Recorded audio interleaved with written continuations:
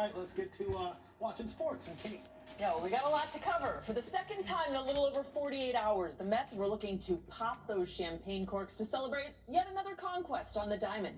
A win tonight in Milwaukee over the Brewers, and the Mets would punch their tickets to Philadelphia for a divisional round matchup with the rival Phillies. We pick it up in the first, top of the second, when for the second straight night, the Mets take advantage of a Brewers pitcher's miscue as Frankie Montas can't handle the throw. From his first baseman, Starling Marte is safe. Later in the inning, runners on the corners for Francisco Alvarez, and he lines one into center. Marte comes in to score. It is 2-1 Mets. Bottom of the eighth, Mets up 3-2 until 20-year-old Jackson Chourio sends one out to deep right center off Mets reliever Phil Maton. Churio's second of the night. We're all tied at 3. Later in the inning, Garrett Mitchell with a man on, and he too hits one out to right center field off the top of the wall and out. The 2-run homer puts the Brewers up 5-3, and that proved to be the game winner. Brewers win it 5-3, so there will be a winner-take-all Game 3 tomorrow night in Milwaukee. First pitch, 8:30 p.m. The Yankees now have an ALDS opponent. It'll be the Kansas City Royals heading to Yankee Stadium Saturday night for Game 1. The Royals eliminate the Orioles at Camden Yards 2-1. Royals pitching limiting the potent Orioles offense to a total of 1 run in the 2-game sweep. Tigers-Astros game tied at 2, top of the 8th inning, and Detroit's Andy Ibanez sends one down the left field line.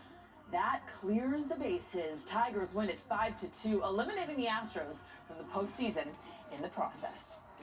Never a dull moment with these Jets, right? Aaron Rodgers and Garrett Astros from the postseason in the process. Never a dull moment with these Jets, right? Aaron Rodgers and Garrett Wilson having trouble finding chemistry. The coach and quarterback may not be BFFs, and the team could be on the verge of trading for superstar wide receiver Devontae Adams. Meanwhile, the Jets on the practice field today looking to put last week's disappointment against the Broncos behind them. Gang Green preparing for the undefeated Vikings in London this Sunday. The Jets are 2-2, but head coach Robert Saleh says being 500 ain't half bad. You know, we're 2-2.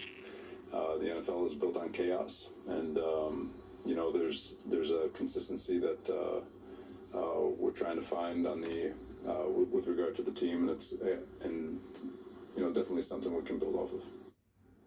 Meanwhile, no Malik Neighbors at Giants practice today. Neighbors still recovering from the concussion he sustained at the tail end of the Cowboys' loss last Thursday. Giants are in Seattle Sunday to take on the Seahawks. Today, quarterback Daniel Jones talked about potentially playing without his dynamic rookie wideout. There's no doubt he's been a big part of our offense so far, and someone who we've counted on, you know, in a lot of spots. So, you know, it'll change a little bit, but you know, the guys we got out there, we have a lot of confidence in winning their matchups and getting open, and you know, I know we'll play well. It is now official. Karl Anthony Towns is a New York Knick. It's a 3-team deal also involving the Charlotte Hornets, but the main principals are Towns to the Knicks with Julius Randle, Dante DiVincenzo, and a protected first-round pick headed to the Minnesota Timberwolves. The 28-year-old four-time NBA All-Star averages 23 points and 11 rebounds while shooting 40% from three-point range for his career. Okay, let's take a live look at Talladega Superspeedway, the legendary track in Lincoln, Alabama, hosting the United Rentals 250 this Saturday, the 28th Xfinity Series race of the season. 94 laps around the 2.66-mile track. The race will be right here on Pix 11 at 4 p.m. on Saturday, live from Talladega. Pre-race coverage starts at 3:30 p.m. And that is sports. Corey, Shirley, back to you. All right, Kate. Well, the Intrepid Museum is adding a piece